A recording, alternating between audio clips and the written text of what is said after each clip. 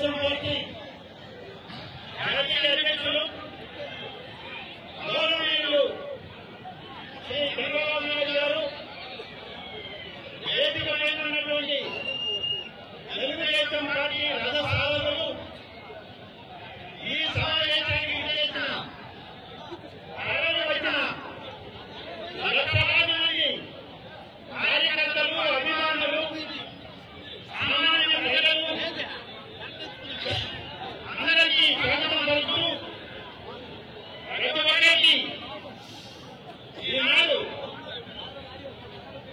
అప్రజాస్వామిక పరిపాలన పైన ఈ రాష్ట్రంలో ఉన్నటువంటి జగన్మోహన్ రెడ్డి గారి ప్రభుత్వం పైన తిరుగుబాటు చేయడానికి వచ్చిన మీ అందరూ కూడా ప్రత్యేకమైన ధన్యవాదాలు తెలియజేసుకుంటా ఉన్నాను.